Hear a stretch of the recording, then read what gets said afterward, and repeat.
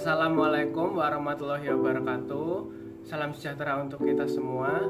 Pada kesempatan kali ini, kami mahasiswa dari Fakultas Teknik Sipil Unisula akan mempresentasikan hasil pekerjaan kelompok kami, yaitu pembuatan maket rumah joglo.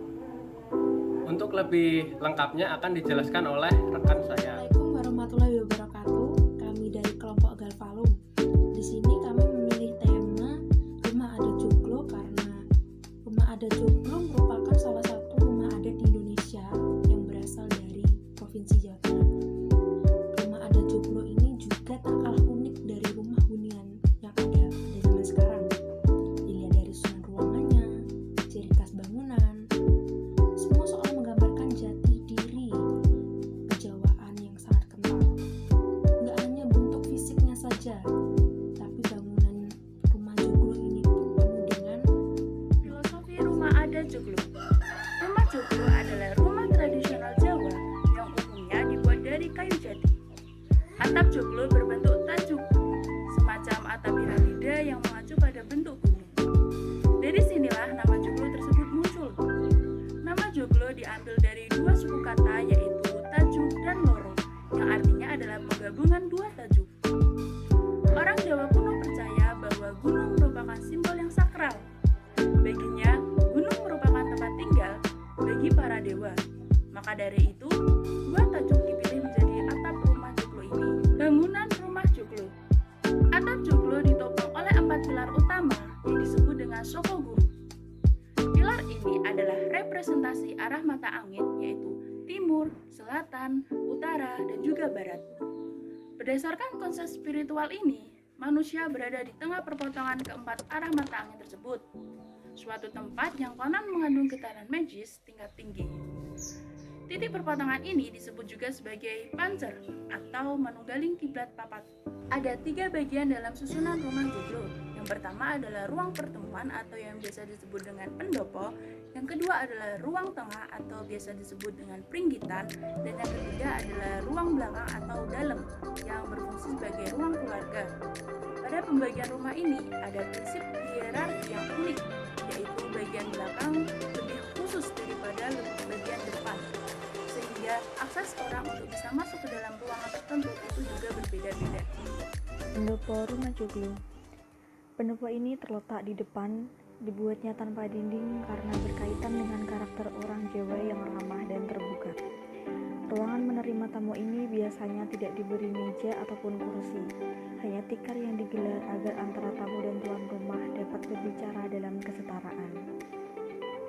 Selanjutnya terdapat peringgitan rumah joglo. Dalam bagian peringgitan merupakan tempat di mana pemilik rumah menyimbolkan diri sebagai bayang-bayang Sri. Dewi Sri atau Dewi Padat ini dianggap sebagai sumber segala kehidupan, kesuburan, dan kebahagiaan. Terletak antara pendopo dan dalem, peringgitan digunakan sebagai tempat untuk menggelar pertunjukan wayang yang berkaitan dengan upacara ruatan adat. Selanjutnya terdapat dalem atau ruang utama rumah joglo. Dalem adalah bagian yang digunakan sebagai tempat tinggal keluarga. Di dalamnya terdapat beberapa kamar yang disebut dengan sentong. Zaman dulu, sentong hanya dibuat sejumlah 3 bilik saja. Kamar pertama diperuntukkan untuk para lelaki, kamar kedua dikosongkan, dan kamar ketiga dipakai oleh para perempuan. Kamar kedua yang kosong ini tetap diisi dengan tempat tidur yang lengkap dengan segala perlengkapannya. Disebut kerobongan, ruangan kosong ini dipakai untuk menyimpan pusaka dan sebagai ruang pemujaan terhadap Dewi Sri. Inilah bagian rumah yang dianggap paling suci. Assalamualaikum warahmatullahi wabarakatuh. Perkenalkan, nama saya Wisnu Haji Santo Purnomo. Saya berasal dari Tangerang. Saya ingin menjelaskan alat dan bahan untuk pembuatan rumah adat joglo. Alat yang dipakai untuk pembuatan rumah joglo yaitu adalah gunting, kardus, lem, dan juga stik yang untuk membuat tiang-tiangnya. Dan begitu pula kami menggunakan cat untuk mewarnai. Nama saya Dian Rate Purwase. Saya di sini akan menjelaskan tentang perkap yang dibutuhkan untuk membuat rumah joglo. Pertama yaitu kardus 2K, gunting 8K, dan thinner 8K dan thinner 20K. Nama saya Ahmad Faisal Hirudin.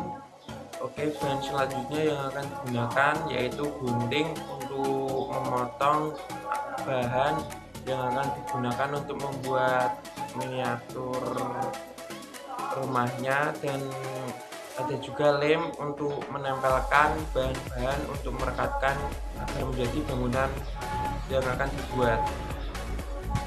Kenalkan, nama saya Hermidi Ahmad Sejati. Di sini saya akan menjelaskan tentang cara membuatnya.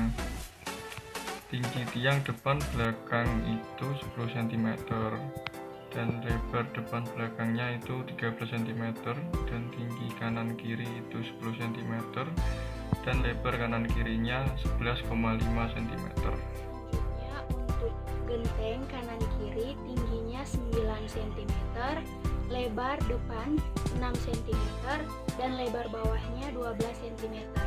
Untuk tinggi tiap tiang 15 cm dan tinggi pagar 7 cm serta lebarnya 20 cm. Demikian presentasi dari kelompok kami. Semoga ada ilmu yang didapatkan dan dapat berguna di masa depan. Bila ada kekurangan dari presentasi ini, kami mohon maaf sebesar-besarnya dan terima kasih. Wassalamualaikum warahmatullahi wabarakatuh.